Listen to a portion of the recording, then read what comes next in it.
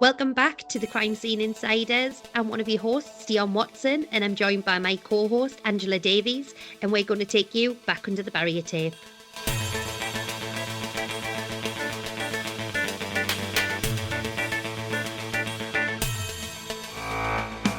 In today's episode, we're going to be discussing the unsolved murder case of Brian Price and Susan Tetrault. And we're really honoured today because we have two guests with us, not one but two, both of whom know this case inside out, but from very different perspectives. We have Ray Price, who is the son of Brian Price, and Alan Jackerman, who was a detective on the case at the time. In the summer of 1986, Brian Price and Susan Tetrault were found brutally murdered in Susan's first-floor flat in Clapham, South London. The brutality of the killings was so extreme that the victims could only be identified by the fingerprints. There was a suspect who was tried at the Old Bailey, but was then acquitted, and then just like that, the case was closed and marked as detected, which means that it's never been reviewed or followed up on for many years. Nearly 40 years later, questions still remain about what happened and who was responsible. And for much of his life, Ray has dedicated himself to uncovering the truth about what happened to Brian and Susan, continuing the search for answers that his family have been denied for nearly 4 decades. We're also joined by Alan Jackerman, who is a former Metropolitan Police detective and who spent more than 25 years in policing, including working on murder investigations and murder reviews. Alan was involved in the original investigation and brings a unique perspective on how the case was investigated, the challenges detectives faced, and why it remains unsolved today. He's also the author of 3 books, including his most recent publication, which is called Alibi, The Unsolved Price Tetrault Murders. So once we've finished, go out there, buy it and have a read because it's an absolutely fascinating story, which you'll discover today. So together today, we're going to explore the victims behind the headlines, the original investigation, the unanswered questions, and the ongoing search for justice. Ray, Alan, thank you both so much for joining us and taking the time out of your day today. We really do appreciate it. Before we delve into the investigation, we're going to start with you, Ray, and find out a little bit more about your dad. Can you tell us a bit about him and the kind of man that he was as you were growing up? Yeah, thank you.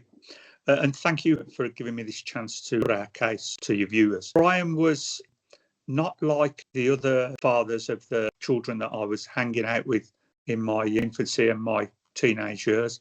He was a larger-than-life character, and he would always tell me to do the right thing, and he was a very good father to me. What we must remember is Brian was my stepfather. He adopted me just after I was born, and he looked after me, and never once in all the years he was looking after me did he ever mention that I wasn't his biological son. I only found that out in 2002, and by mistake more than anything. Up until that time, I always believed that Brian was my biological father. Obviously, Wow. there was one thing that was slightly different, was that he was 6 foot plus, and I've always been 5'8". Little bit of a height difference. That's right, yeah. Was it a shock to the system when you found out that he wasn't your biological father? It was, because you know, you hear some people say, well, we knew he wasn't our father. I never did, because it was never ever raised, and although there was the height difference, he always treated me exactly like I was his son. Exactly. No mention of it. My sister, Brian's biological daughter, he never treated us any difference.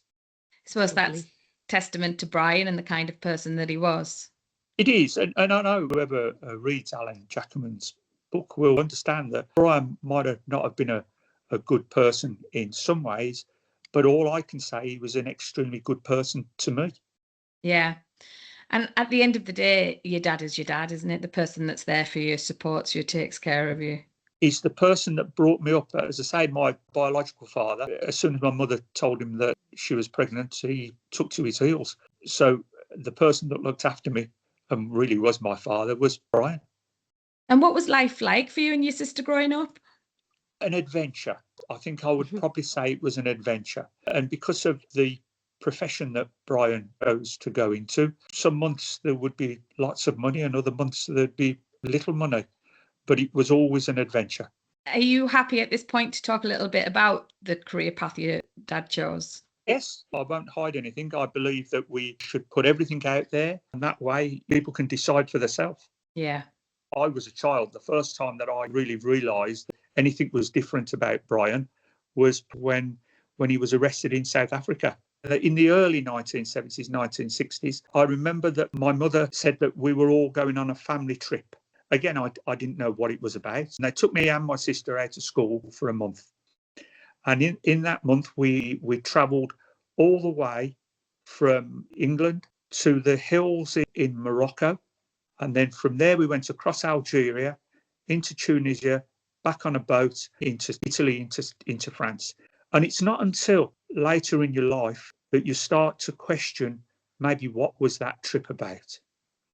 And what I can say is that Brian had just returned from America. And although Brian's place of birth was Portsmouth and he had no American in him whatsoever, he'd somehow come back with an American accent.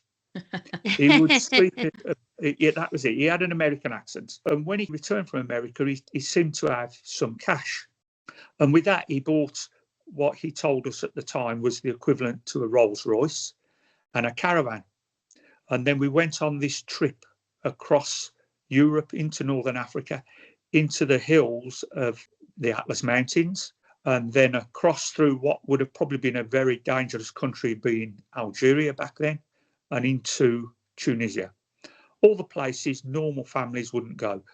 When you look back, you realise probably the reason was, but the caravan probably crossed the border into Morocco, probably being 2 ton, and then probably left Morocco being maybe 3 ton. So it was obviously that Brian's smuggling days went back as far as 1970. After that, I remember that he bought his first boat, and it was called the Fishkern, if I remember right.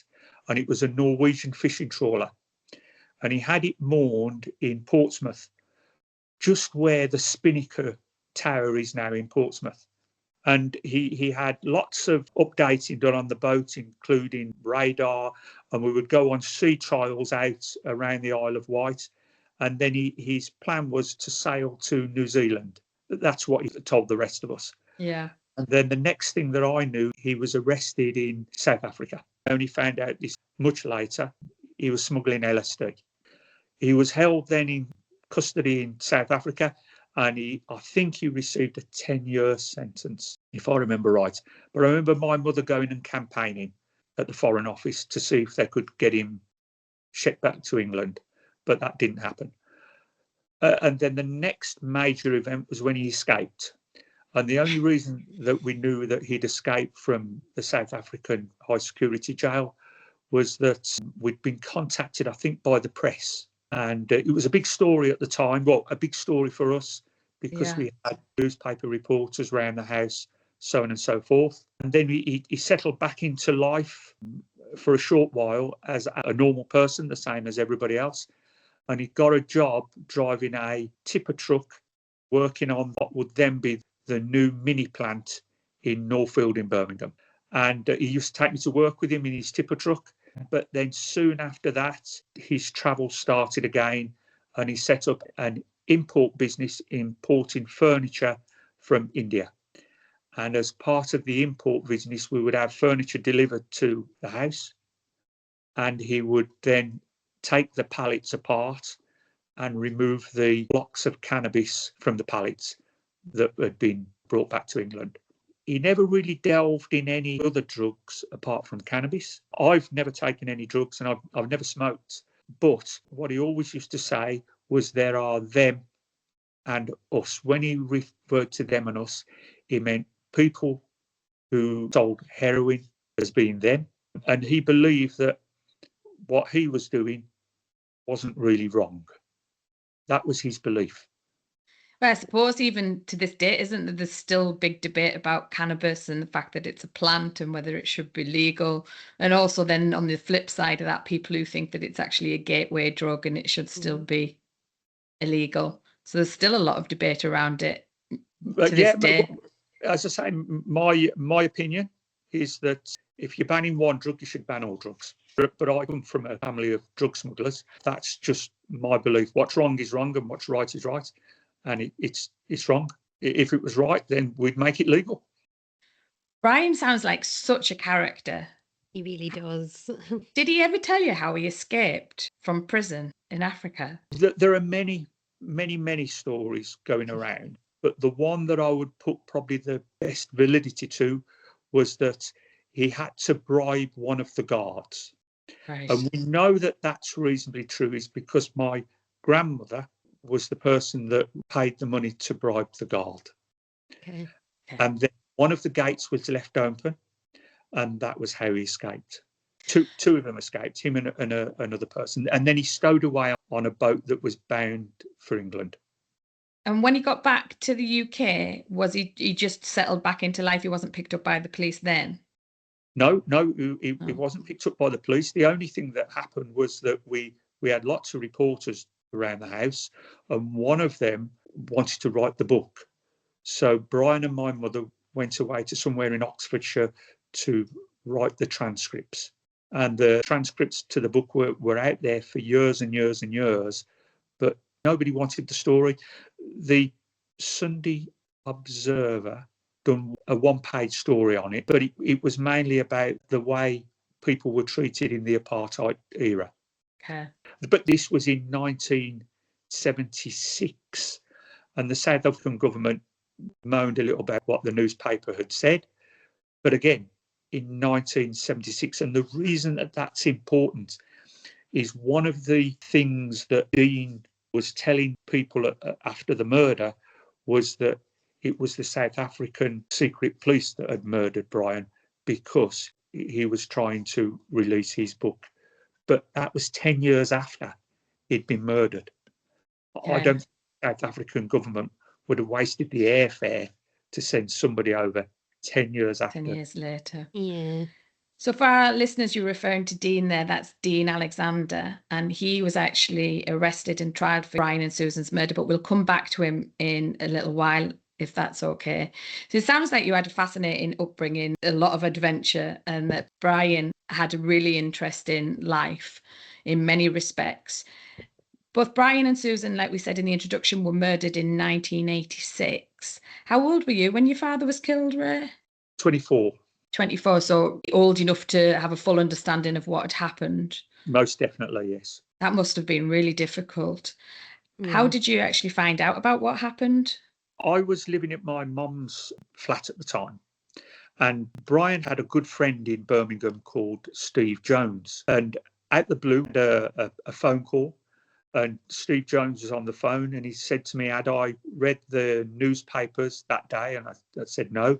And he said, there's a small cutting at the bottom of one of the newspapers that says that there have been 2 people murdered in London. And he said, one of those is Brian. Oh, what a way to find out. That's awful. So it wasn't through the police at all? It was through Steve Jones. Yeah.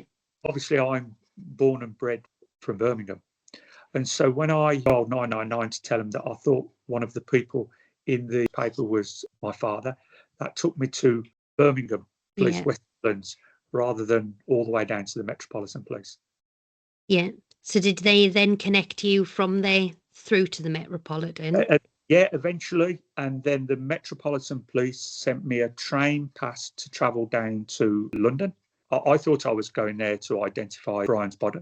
And I think it was the following day I travelled down to London, and the police picked me up from the train station, and then they took me to then what would have been Clapham police station. Well, what did they tell you when you got there then? Because if you thought you were going to identify the body and that's not what happened, what did happen when you arrived? Okay, so what they told me was that basically Brian was too badly mutilated for anybody to be able to see.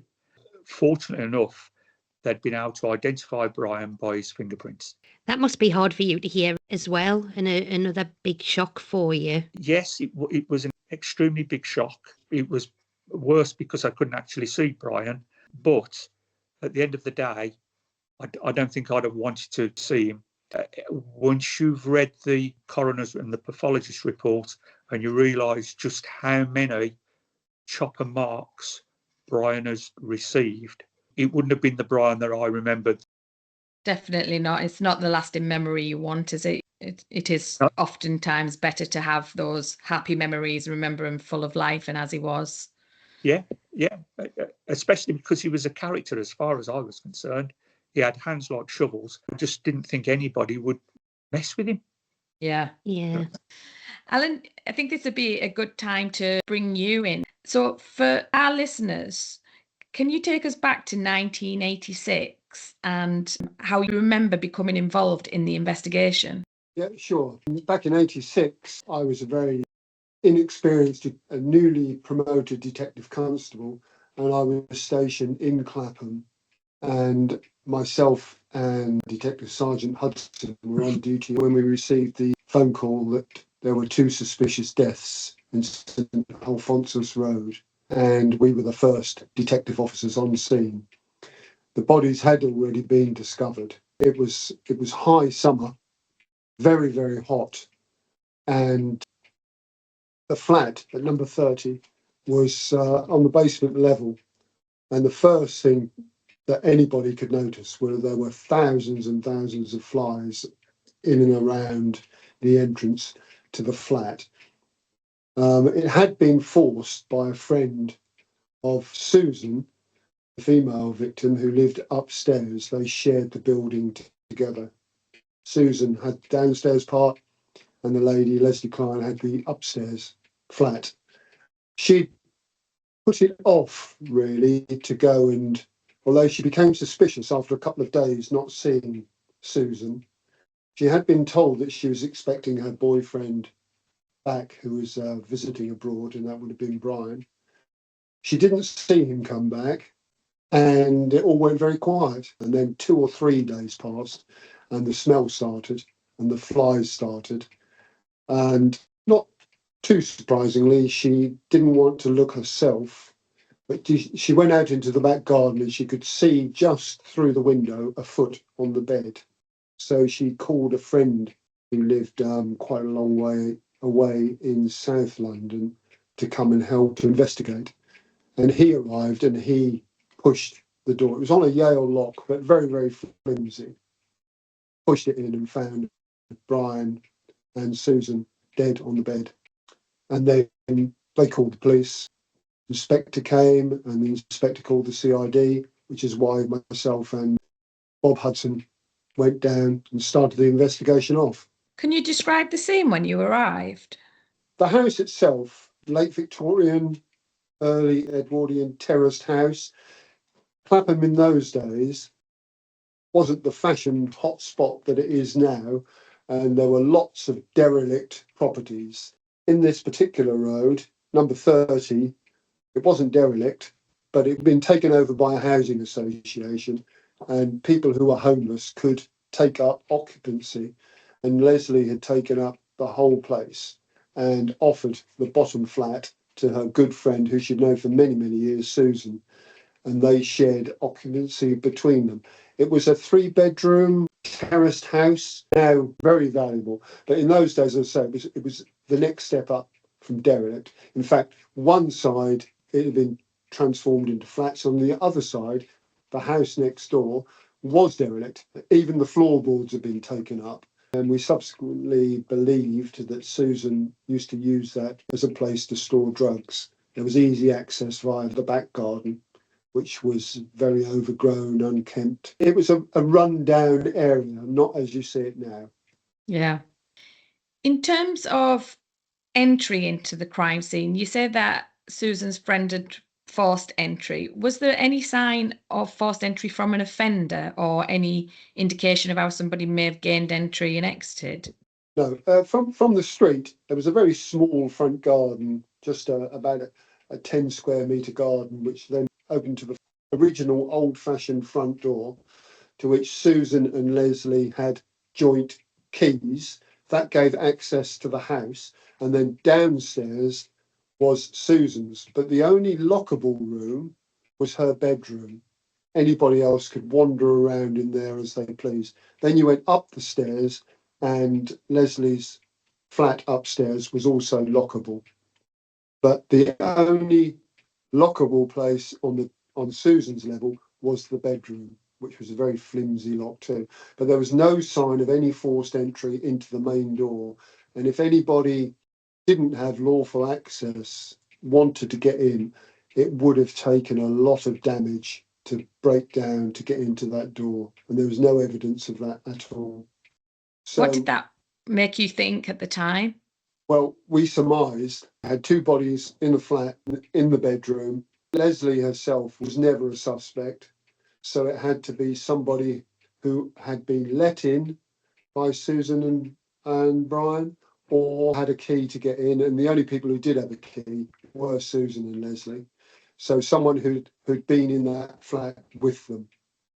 And the only person that we found and have done so far was Dean Alexander, who had returned from Cyprus on an abortive drug run 5 days previously. I don't know whether I mentioned it, but it was 5 days from the time that they were murdered before the bodies were found. It's quite a long time, isn't it? It was, Especially in summer. in that heat. So, as well as no signs of forced entry, which would suggest that it's somebody that has access, or potentially somebody that Leslie, Susan, and Brian may know because they've potentially been let in terms of Brian and Susan, they were actually asleep in bed, weren't there? And there were no signs of a struggle and very few defensive wounds, I believe. I think did Brian maybe have one, but otherwise. That's correct. I mean, there was no sign of forced entry into the bedroom. How that person got into the bedroom, because although it was a flimsy lock, when they went to open the door, they had to push it to open it. So whether it was left open or the perpetrator was allowed in, we'll never know. But they were probably, because of the positions of the bodies, asleep when they were attacked. And it would seem the natural process was that Brian was attacked first. He was put out of action, and then Susan was finished off. So there was talk that the murder weapon was believed to be an axe, and it was thought that this axe is something that Susan had in the property herself that she used to chop wood. But this was never found, was it? Right, the murder weapon, being such an old-fashioned house, didn't have central heating. It still had the old fireplaces, and in the living room, which abuts the little front garden onto the street, there's a big fire there. And shortly before, Susan decided that she needed an axe to chop firewood to keep the fire going. And we found a local hardware shop which had sold her an axe. That axe was kept in the living room next to the fire and wasn't there when the house was searched and was never ever found. But the pathologist who examined the bodies said that it would have been an axe type instrument that caused the fatal blows. And we had the receipt from the hardware shop, and we got a duplicate axe, and it was measured against the wounds. And the pathologist, Dr. Johnson, said that it would fit and was probably the murder weapon. But that murder weapon was never found at the scene and has never been found since. Another unusual thing was that they both were reported to have, was it pillowcases over their faces or pillows? Well, the whole scenario, we quickly established that the whole thing revolved around drugs. So we're looking at whether it's a hit for a drug deal that's gone wrong or something like that. But then when you think it through, all of the murders that I've been involved in for vengeance or to do with drug deals that have gone wrong, murder weapons are generally a gun. People will be shot. And in this case, of course, the murder weapon that was used was there in the house. And not many people would know that it was even there.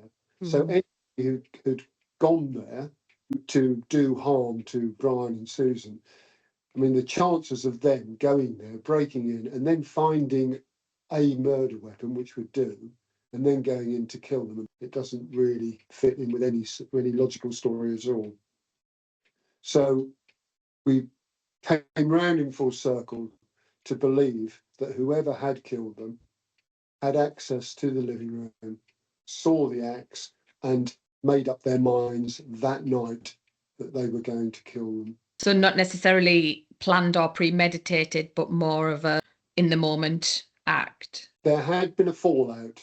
Brian and Dean had been on this drug run to Cyprus, which had gone horribly wrong, was financed by Brian, I say horribly wrong. In fact, they didn't get the drugs. They didn't meet the people they were supposed to be meeting. And when they came back, they had fallen out. Susan never liked Dean. There was ill feeling between them anyway. Dean later claimed that Brian was going to pay him for his time in going to Cyprus. And he said that he gave him £1,000, which was the last £1,000 that Brian had on him at the time. Because interestingly, I believe on Dean's person, the £1,000 was found, wasn't it? And also Brian's ring. Well, the cash was never found, but Brian had bought a distinctive ring shortly before their jaunt to Cyprus, and it was a ring with an eyeball in it. In fact, I'll show you the book. On your book. That sort of ring. And he'd taken a real shine to it, and all the witnesses that we found in Cyprus and elsewhere said that he was never without it. But that ring wasn't on his finger when the bodies were found, and it wasn't on the premises. But later, when Dean was arrested, and it was found in his possession. And he said that Brian didn't like it and he'd given it to him. But there were other things too, like Brian kept a diary in which he had all the contact numbers of his drug associates. And that was missing too. And that was found when we searched Dean's address. And Dean just said that Brian had given him that as well for safekeeping. In terms of forensic evidence, did you find any in the flat? This is the downfall of the investigation. Remembering we're back in 86 now, so DNA wasn't even thought of. There was one thumbprint on a cup in the kitchen which belonged to Dean Alexander. So we could put him in the flat. But he had been there before, but this was fresh. It was on a cup on the draining board. So he realised quite quickly that he had to say that he was there. So he did. And eventually, when he was interviewed, he said that he did come back with Brian from Cyprus, and they both travelled in the evening back to St Alphonsus Road together. He only stayed a brief time. Brian and Susan went to bed and he left. And initially, he said he went back to Southampton. And did that prove to be true? That proved to be untrue. He told that lie because when he contacted Jackie, she was very disappointed. He had promised her that he was going to come back with a pile of cash. And she was very disappointed, and she told him not to come back. So he made up this story to the police that he had gone to Southampton to stay with a friend. When that was disproved, he changed his story and said, no, that didn't happen. I told a lie. He said what he actually did was Brian and Susan were okay, but he'd left the house and he walked the streets of London all night. And then in the morning, he went to the Norfolk Hotel, contacted Jackie, and she went and met him there. Then they both went to Cornwall, which is another odd, mysterious thing to do. It really is, isn't it? It is. The book itself is called Alibi because that was the real mistake that Dean did make. He created himself an alibi with Jackie and with Jackie's friend, and later in Cornwall, he told everyone that he'd left Brian okay. And when asked why he kept changing his story, he said, well, he realised that he didn't have an alibi because he was walking the streets all night. So he had to create an alibi with Jackie and all of these other people so that he could show that he hadn't killed them. But of course, what he didn't realise was that the bodies wouldn't be found for 5 days. And he was creating an alibi for himself from day one because he imagined that the bodies would be found in the morning. Immediately. The only person that knew that they were dead was the person who had killed them or who was there when they were killed. Can I ask how Dean came into the picture in the first place? I know you said his fingerprint was found. Was it as a result of that his name came into the picture, or? That's when his name came into the picture. From the fingerprint? The fingerprint. Okay. And we then he then became a suspect. that was the main focus of the inquiry, was to find him. And he, in the meantime, had gone off to see a friend of Brian, Billy Chappell, and stayed with him. And he told Billy Chappell a load of lies.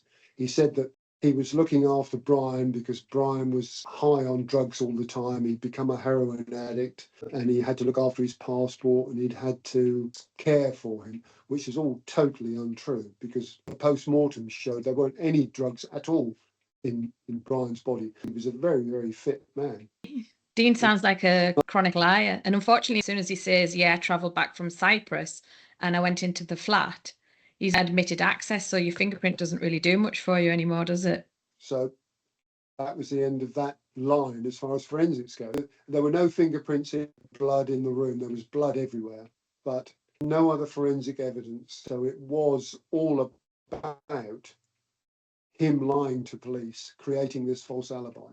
But it's not a crime to lie to the police. When it came to court during the trial, unbelievably, he got into the witness stand and bluffed it out.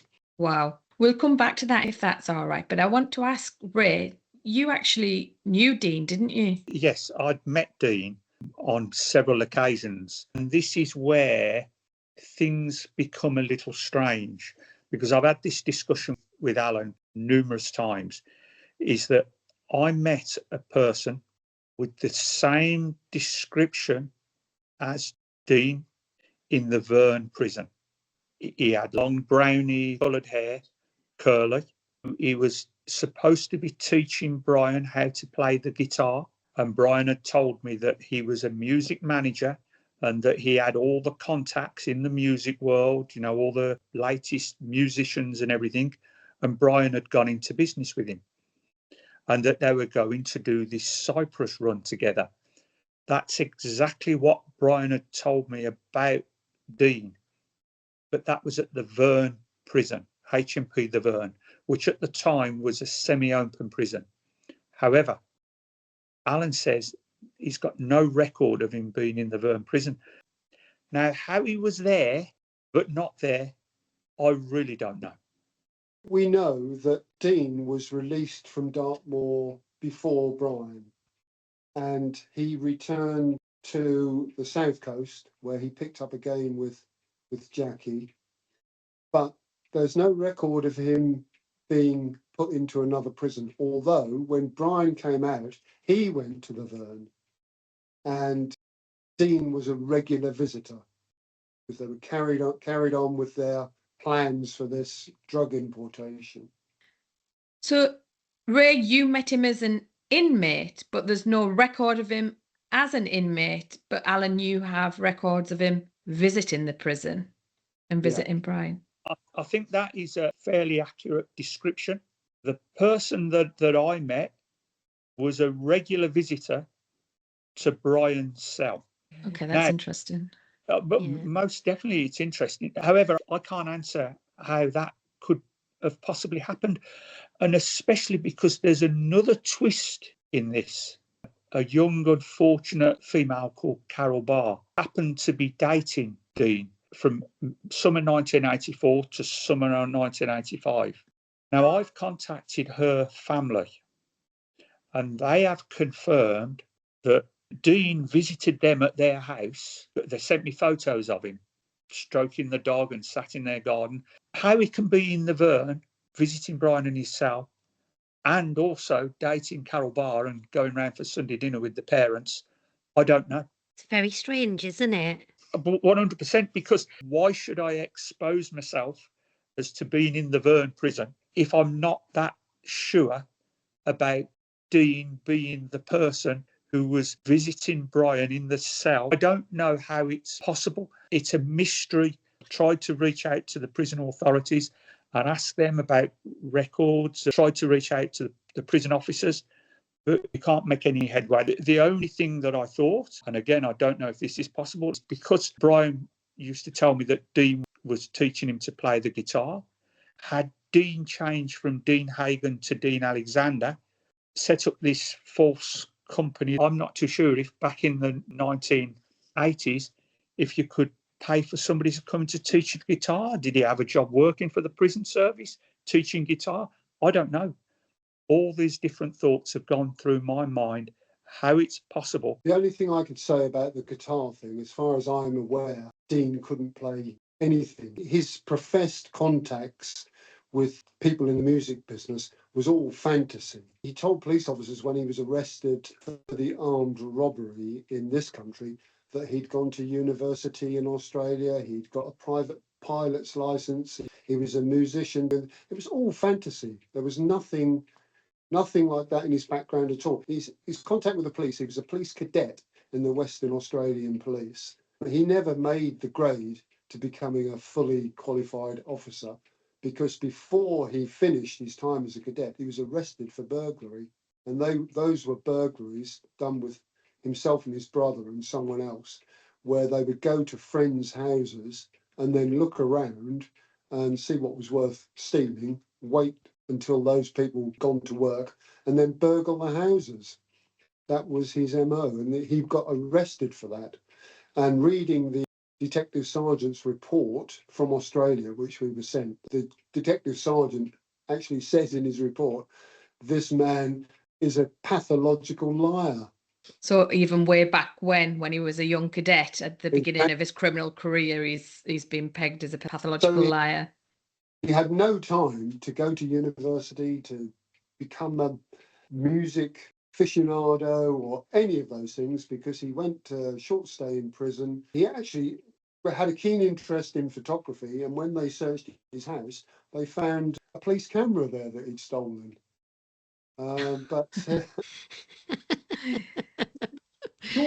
Take some brass neck, that, doesn't it? Stealing from the police. So shortly after leaving his prison sentence in Australia, virtually straight away, he went to the UK. So he was known at this point as Dean Hagen, and he was in Australia as Dean Hagen. He served his time there and then came across to the UK. It took place of birth at first, and then he was arrested for some minor offences. And the next thing we know, he's in the south of England, and that's when he gets arrested for the armed robbery. Everybody who's ever spoken to him, he's got a different story for everybody. And he predates Trump in this, that he will tell a story, and if it's found to be untrue, he'll just say, yeah, well, it must be this story then. I'll tell you this story instead. Oh my goodness. For interviewing someone like that, when you don't have forensic evidence to pin someone down for something, if they're changing their story all the time, it's very, very difficult to get them pinned down into what they've actually done. Yeah. And when did Dean change his name from Hagen to Alexander? Because he was arrested and trialed as Dean Alexander, wasn't he? So all I know is that Carol Barr's family, they knew Dean as Hagen. And Carol Barr died on the 9th of August, 1985. And then it was 1986 when he believed to have committed the murders. And at that point was Alexander. Carol Barr was mysterious too. She was killed in a road accident in which the driver, who was totally unhurt, was Dean Alexander. We knew about this when we did the investigation, but it looks suspicious now, but at the time it was investigated and there were found to be no suspicious circumstances. But the other thing, I mean, showing what a liar Dean is, this story that he gave about his trip to Cyprus, that was quite a fascinating turn, because they both decided to go down there and they cover their tracks by getting the walk-on ferry at Newhaven across to Le Havre. And so they got on there, but they were spotted by a customs officer who thought they looked a bit suspicious, and he took their details. So that was blown straight away. But then Dean gave the story that they went by train to Paris and then got the train to Madrid to meet these music people,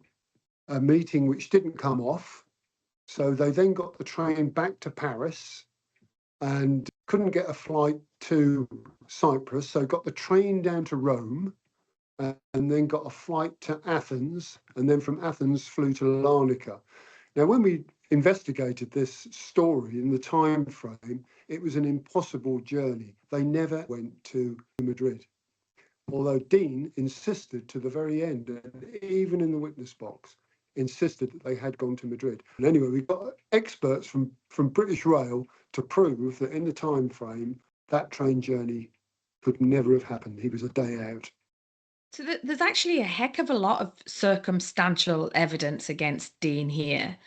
Were you It's all convinced? circumstantial. It is circumstantial. That is some of the problem, isn't it? But were you convinced, Alan, that he was guilty of this crime? And are you still to this day?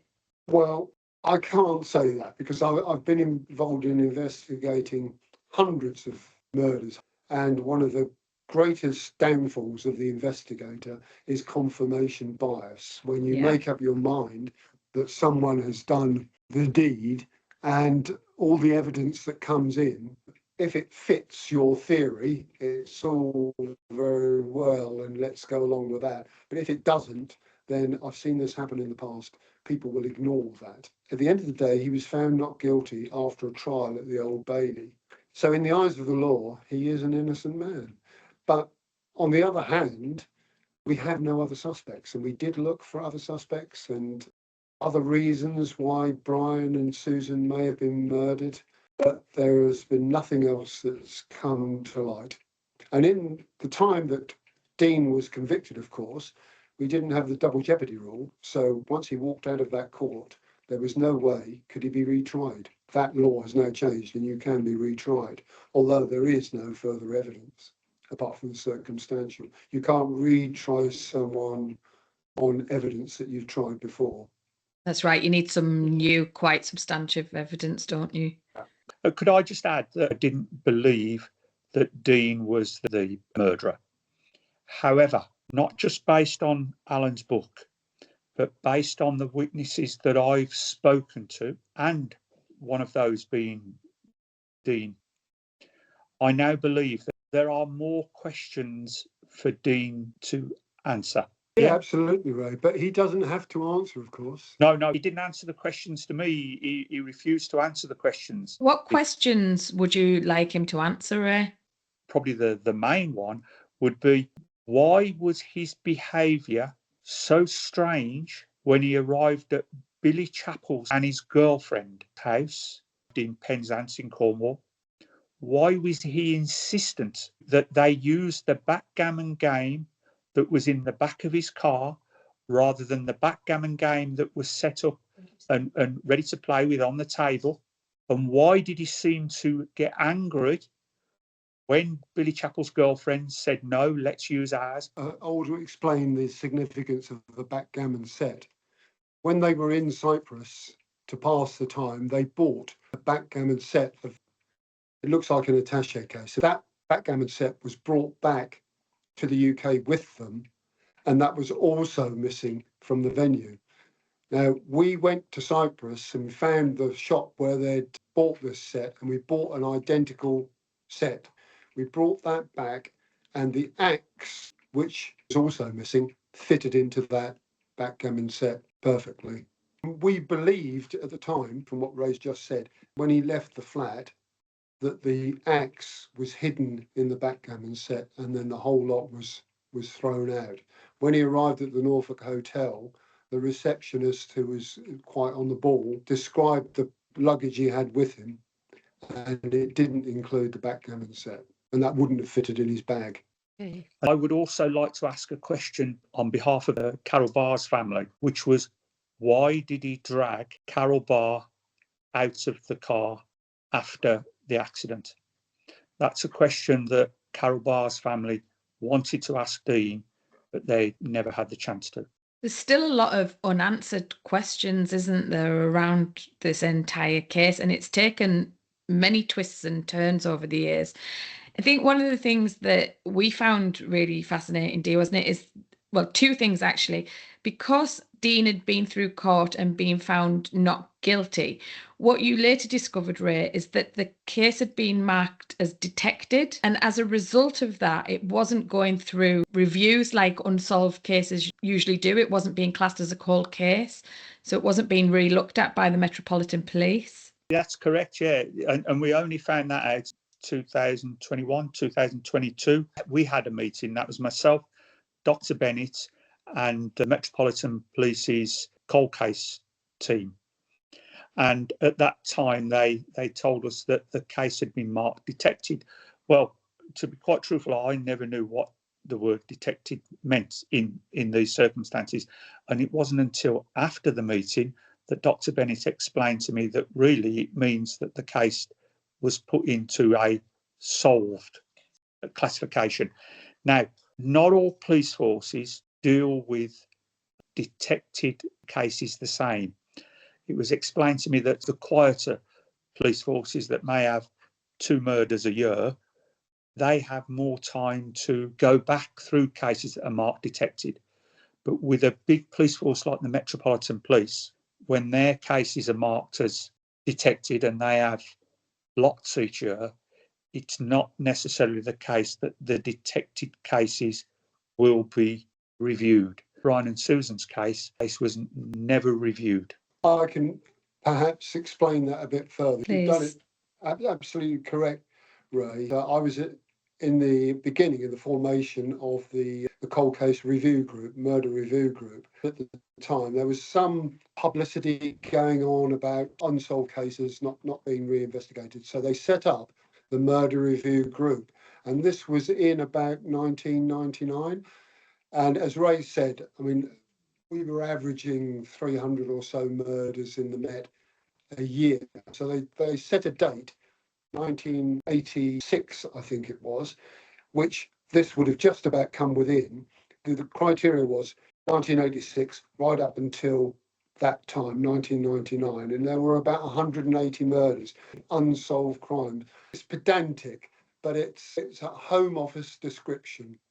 And if someone had been charged with a murder, even if they were subsequently acquitted in court, in the category of being detected. So it wasn't an undetected case. And this is why Brian and Susan's case wasn't picked up, because whoever went through the files, they'd have been looking for outstanding cases, they'd have come across it, detected, next. So that's why it wasn't on the list. I think one of the things I find shocking within that is if families aren't informed. So obviously, Ray, you weren't aware that your dad's case wasn't being investigated. From 1986 until our contact with the Metropolitan Police, we just presume, as you do, that if there's a murderer out there, not just the Metropolitan Police, I'm not going to single out the Metropolitan Police, every police force in the country will be out to find out who the murderer is, just in case he strikes again. Who knows? And especially somebody who's took an axe to 2 people's upper torso and faces, you really want him off the street. Of course, it is yeah.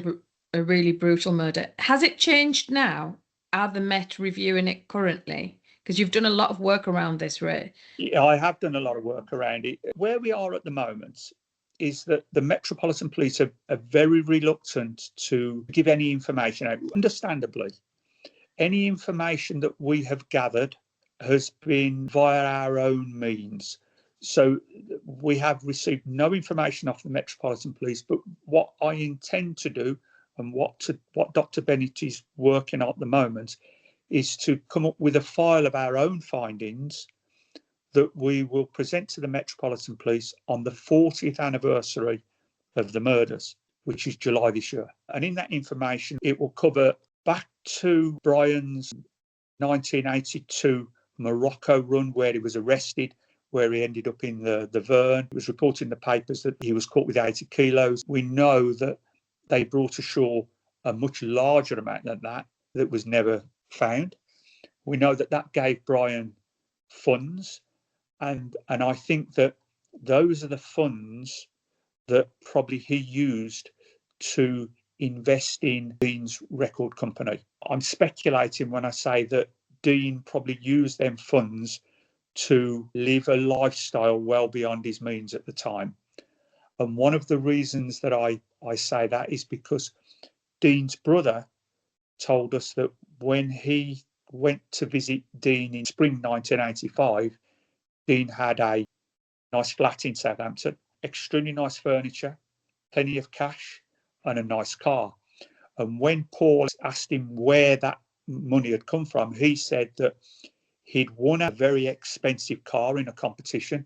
He sold the car, and that gave him the money to have the nice flat and the nice car and the nice furniture. And as we know from what Alan's been telling us, Dean just used to make up stories. So Dean was getting cash from somewhere, and I think that was coming out of Brian's Morocco run money. It's only speculation. We have no proof. And you asked me where we are now with the Metropolitan Police. We know for a fact that in the forensic warehouse, there were 4 boxes kept regarding this case. I know that 3 boxes were sent to the Metropolitan Police in 2023. And we know that 1 box containing the slides was still in the hands of the forensic warehouse.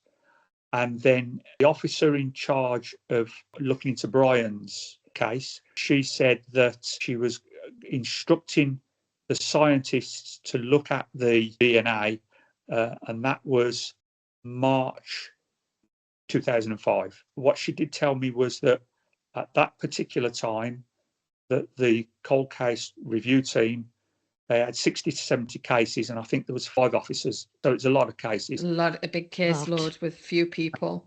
And was that March 2025? Sorry, Ray. Correct. Yes. Yeah. And what she said was that the live cases take preference over cold case cases when it comes to the DNA testing, which you can totally understand. In all fairness, it's been 40 years, but I just want to know now that the Metropolitan Police are going to keep going until they find out who did it. People might say to me, well, are you disappointed that it wasn't reviewed maybe back when Alan was on the review team? I'm a little bit disappointed, but I'm more grateful, because if there's any DNA evidence on maybe the pillar cases, maybe the sheets, whatever else was in that room, or on the tapings, there's more chance with the way DNA testing is done now of finding out who it was than if it was done 20 odd years ago. So in some ways, I'm grateful everything's been protected.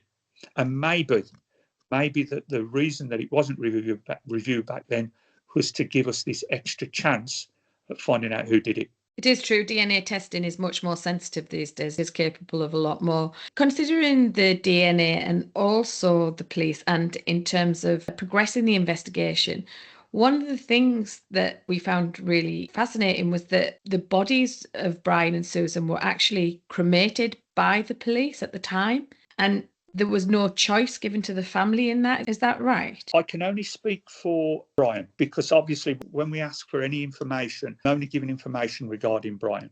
Yeah. So regarding Brian's cremation, my grandfather, he was very anti-cremation. He wanted Brian buried in Portsmouth, where he was born, and where his side of the family are from. But unfortunately, that was taken out of our hands, and the bodies were cremated in London. The only way that all of us were informed was that we had a message to say where we had to be at a certain time. We didn't do anything. I think it went through, if I remember right, South London Council. I think they arranged it all. Suffolk. Yeah. I think they arranged it all. I think that's so strange. If you must remember, 1986 murders were investigated in a very different manner from what they are now. There was no major incident pool where they had teams of detectives ready to go and investigate someone. They just draw in people from where the murder happened. There was no role of a family liaison. This is why nobody got in touch with Ray at the time. As far as we were concerned, he was a divorced man living on his own. So families weren't brought into the frame at all. That only came later when we realised the error of our ways, and the whole murder investigation became much more sophisticated. In those days, it was pretty rough and ready, and it was a chance on who you got as an investigator. Yeah, investigations come a long way, hasn't it, since the 80s. And also, it's still not uncommon, I guess, for if somebody does die alone, believed to be divorced in council property, it's not uncommon for the council to take over funeral preparations. Well, yes. I mean, otherwise, well, what is the alternative? Yeah. that there have been lots of conspiracy theories over the years. And so what we must be careful of is getting sidelined by a conspiracy theory. I guess speaking of the conspiracy theories, in which case, one of the things was that perhaps Dean was a police informant, and that's why he was acquitted in court despite the evidence against him, and that's why potentially he was allowed into the cells even though he wasn't actually in prison at that time. Do either of you agree with that or have any thoughts around that? As I recall, at the time of the investigation, it was never ever mentioned or broached that he was an informant, and I'm sure that I would have heard that he was if he had been, unless it was at such a high level that it was beyond my pay grade. But if it had have been, I'm sure it would have come out by now. And although he was heavily into drugs, in the great scheme of things, he wasn't a mastermind. The other thing, I guess, is if he was an informant or undercover at a high level, you would expect that it wouldn't even get to court because they'd want to keep his identity anonymous. The strange thing to me is that he seemed quite happy to go along to court to take the chance of being acquitted of these murders, because he took a real chance there. And I was quite taken aback when the jury came back and found him not guilty. Because it didn't take them very long either, did it? It was a few week-long trial, but was it something like 90 minutes they returned the verdict within? Yep. That's fast, isn't it, for a murder trial? And there were no upsets in the trial. All the witnesses came forward and gave exactly the same evidence that they're given in their statements beforehand. The case was all there. In my personal opinion, I don't think the prosecuting barrister put enough credence on the false alibi. That was where it was lost. It's sometimes unusual for somebody who's on trial to get up and speak in the box, particularly it's something like a murder, because often they think that they're going to hang themselves, for want of a better term, by putting themselves in the box. So their barristers usually advise against it, don't they? Exactly. I understand it. He was advised not to do it, but he insisted that he did. And it seems to have worked in his favour. Yeah. Could I just add Please. that nobody had any thoughts about conspiracy theories about an informant until Dean's brother, Paul, came on the scene. This was with both myself and Dr. Bennett. And he said that because of what he knew of Dean and because of the profession that Dean's gone into now, it was his belief that Dean was a police informant. And we've questioned Wiltshire about whether Dean was a police informant. I've spoken to the arresting officer from the bank robbery, and he said that as far as he was concerned, that Dean was not a police informant then. I don't know why Dean's brother pointed us in that direction, because we have wasted an awful lot of time thinking, is this why Dean wasn't found guilty? So I'd just like to try and arm any speculations about Dean being a police informant. He could have been, but from the police officers I've spoken to, including Alan, and the police officer who arrested him for the armed robbery, he wasn't a police informant. Thank you for clearing that up. One of the other theories was that it was potentially linked to another drugs murder that had taken place in London around the same period of two gentlemen, John Taylor and Robert Cook, and they both knew Susan as well, so there was links in there, and it was believed that they were all potentially part of the same smuggling network and that it was all linked. Can either of you speak to that? In December 1983, John Taylor was released from prison and he went to live with his son, Matthew Taylor, in Holbert, North London. On the particular night in question, Matthew Taylor had gone out, and when he came back to his flat, all the lights were off, and on the floor was John Taylor and Robert Cook, both of them with signs of torture, both of them with a single shot to the head. So the MO is completely different for a start. Yeah. Also, what Matthew told us was the £50,000 that John Taylor had got stashed was missing. So we can pretty sure we can see that the motive there was torture them, find out where the money was. So if we backtrack from there, you mentioned the link between Susan and John Taylor Robert Cook. It's a very minor link between them, in as much that they were all within the same cannabis ring. But you could say that for anybody who was selling cannabis in Cornwall, Birmingham, London, Newcastle, they would have all known each other. Ray, you've essentially become an investigator yourself during this process. In a fashion, yeah, but I still have to refer to Alan at occasions to give me advice and point me in the right direction.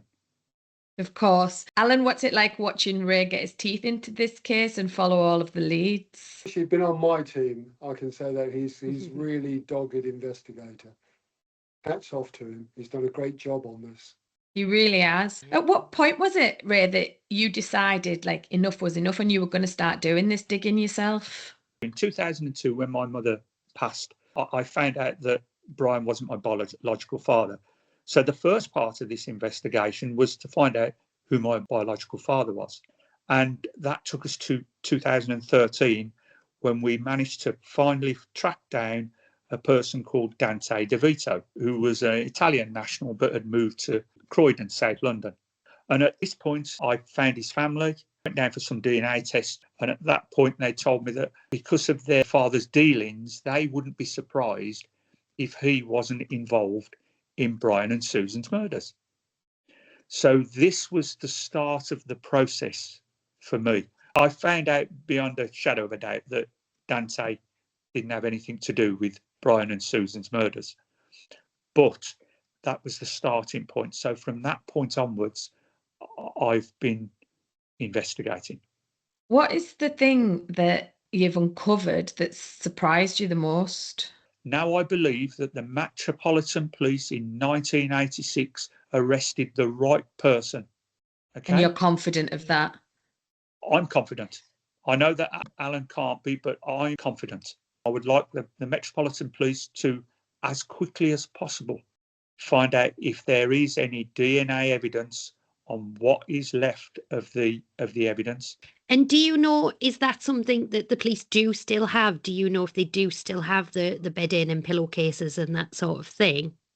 Well, because the Metropolitan Police, and again, I can understand why, that they don't want to share any information, because as far as they're concerned, as soon as I finished on the phone to the Metropolitan Police, I could be on the phone to Dean's brother, Paul, telling him, and then Paul could be on the phone straight away to Dean himself saying, Dean, your time's up, get yourself out of the country.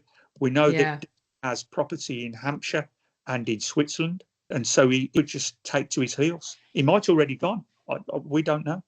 So, Alan, we're going to come to you and your book, Alibi, which you've shown us.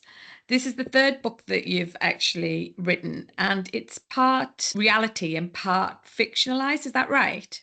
Yes, the first two books are because I was involved in the investigation of the murder of Samantha Bissett, which not everyone will have heard of, but she was murdered by the same person who murdered Rachel Nickel, Robert Napper. And it was a case that had fascinated me, and I wrote that was my first book. In fact, that's here, Napper Through a Glass Darkly. And that had a modicum of success and made a TV drama and stuff like that. And it's a factual account of my part in the investigation into the murder of Samantha Bissett, and how myself and the exhibits officer, Roger Boydell Smith, started to suspect Robert Napper of being the murderer of Rachel Nickel, and our work over 13 years to draw attention to that fact, and how eventually, through DNA, he was found to have been the murderer of Rachel Nickel. On this particular book, Alibi, I decided to go down a different track. Although it was a real murder, I wanted to give an account of what life was like in a CID office in an unfashionable part of London in the mid-80s. So, sort of a resonance of the TV series Life on Mars. I had to show that was tame compared to what the reality was. And so I wrote not a fictionalized account. All of the events that I tell in there true and really happened, but I changed names of people to protect the guilty. And that's how that one came about. I imagine working in the Met Police in CID in the 80s was a blast in some ways.